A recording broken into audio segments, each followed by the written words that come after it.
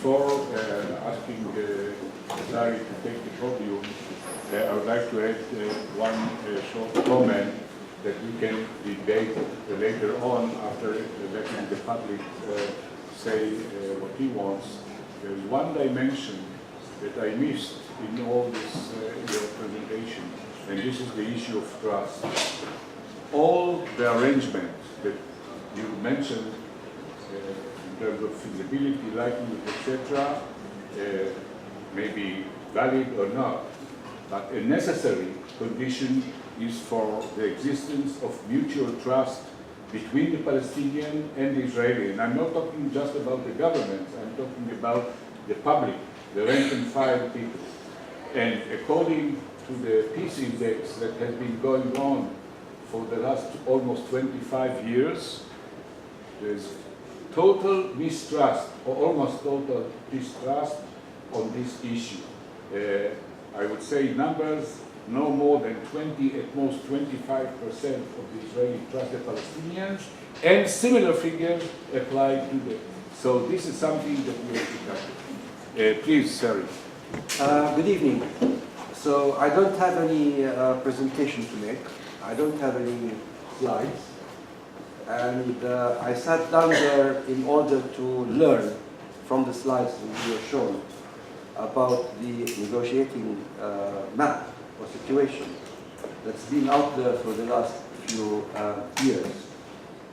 And all I wanted to say was that in response to what I saw, the question that kept coming into my head was, well, you know, why was an agreement between the two sides not signed over all those years? Because if you look at the data that we were presented with, it would seem like the differences, according to this data, were very, very limited, and certainly not sufficient by any means for prolonging the state of conflict that exists between the Palestinians and the Israelis. So you ask yourself, well, you know, if it's sort of over these details, why wasn't it possible to get things done? Now, okay, I don't know what the answer to that is, but I wanted maybe Shaul to tell us, but he didn't get there. Maybe that's the sixth part that you should add in your presentation. Okay, so I was asked to think about the future a little bit, and that's easier than thinking about the past, when you don't have data, that is to say. And when I look into that future and look at it from the perspective of my community, the Palestinian people, I can say the following. That first of all, we have a major problem within the Palestinian leadership, or within the Palestinian community. The Palestinian people are fractured, if you like. Now, they are divided up. There are the people who are under occupation. There are the people who are Israeli citizens already. And there are the people who are in the diaspora. And these are three major segments of our society. And the division between those three segments is essential to be part of any equation, I think, when an agreement is being worked out between ourselves and the Israelis. We have, as Palestinians, to think how to address the concerns of each one of those segments. In other words, we as a Palestinian party to the conflict do not look upon ourselves, and we would be wrong to look upon ourselves or to consider ourselves to be only the people under occupation. And that's one component that has to be taken into account. The second one is the second fracture is the one that you all know about, within the occupied territories, the West Bank and Gaza. So already now, and for the past 10 or 15 years, we have already two political organisms that do not function synchronously, and in fact that are in conflict with one another. And To solve that, there needs to be also some thinking put into how this can be done in order to bring the Palestinian position into a synchronic one. And then thirdly, there is a problem within our own leadership, within the West Bank on the one hand, or within Gaza on the other hand. Because the people are not in general, whether they are in Gaza or in the West Bank, necessarily supportive of their respective leaderships. In Gaza of Hamas, and in the West Bank of Abbas. So we have a problem there, that there's not only a lack of trust vis-à-vis the Israelis, there's a lack of trust from among the Palestinian components, the components that make up the Palestinian party. Mistrust, if you like, or lack of trust between the Israeli Palestinians and the Palestinians under occupation, and the Palestinians abroad, mistrust between the Palestinians in the West Bank and those in Gaza, mistrust between the people under occupation in the West Bank or in Gaza in their respective leaderships.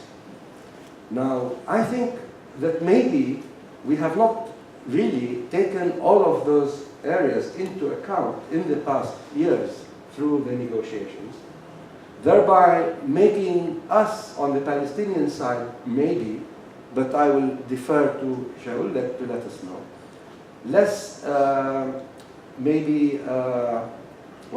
less willing to take steps forward, take risks maybe, where the taking of such a risk might have in fact had a return value which is of far more significance. It is quite possible, and it's something to take into account.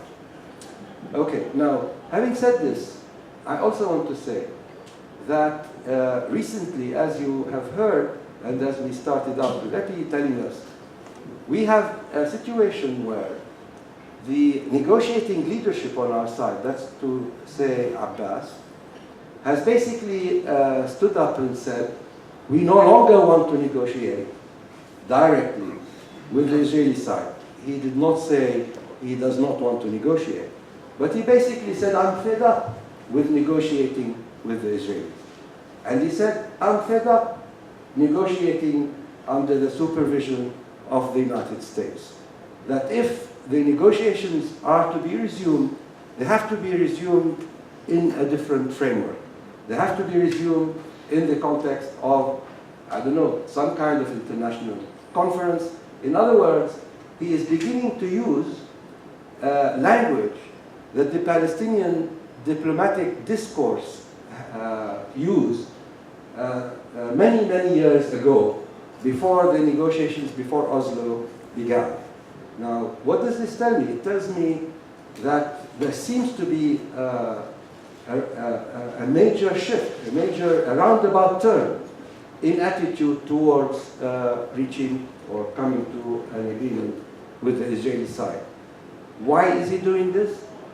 He is doing this because he feels that he cannot, after all, bring about whatever it is that he had as a vision for the two-state solution, in spite of all the bits and pieces that we saw laid before us just now, and which I described before as being somehow insignificant if you compare them with the weight, with the sheer weight of the pain that is already suffered and can still be suffered in the future by people on both sides if a solution is not reached. Now, what do I actually see as a result of what is happening now? I think that on the Palestinian side, there's going to be more fracture. I don't see that within the occupied territory, in the West Bank at least, that there will be, in fact, everybody or most people that I've heard speaking about the subject assume that there will be a vacuum in political power within the next maybe few months, 8 months, 9 months. Similarly, they assume that there will be, therefore, a clash between people that are in control within the West Bank, some of the people that are in charge of the security within the West Bank are closely associated with the Israeli side, but also with the American side, which does not speak well for the future of us, the Palestinian people in the occupied territories, and the same on the Israeli side. So unless a miracle happens, or unless something very different happens, I don't actually see us advancing towards negotiated settlement in the near future. And while it is mathematically possible to imagine that a two-state settlement of one kind or another is still possible even further down the line by some means or another, in some framework or another, maybe 10, 15, 20 years from now, a different kind of omelette, if you like. You have to think of different maps. Maybe one should never discount the possibility mathematically. But actually, if we're being realistic, I'm afraid for any number of reasons, on the Palestinian side now, I cannot see us coming to the table and concluding anything between us and the Israelis in the near future, which is not something I usually like to say to people. I like to be optimistic, but this is how I see it for the future. Many Palestinians are saying now, so if not this, what else? Different ideas are being brought up. But on the whole, what we are faced with is a situation of confrontation with Israel, not a situation where we are trying, us and the Israelis, to work out how to solve problems with one another. So unfortunately, I see us going back. I see us going back 20 years, 30 years maybe.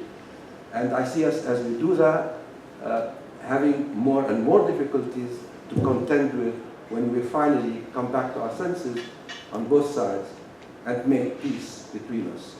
All I can hope for is that as many sane people remain around to make peace between us as is possible. I know that listening to the presentation, there's sane people on the Israeli side, if you don't mind me saying that, and I think I've heard sane people on the Palestinian side, but I don't think that we are ruled or governed by sanity in this part of the world, and I don't think you should expect us to be so ruled for some time to come. That's all I want to say. Thank you.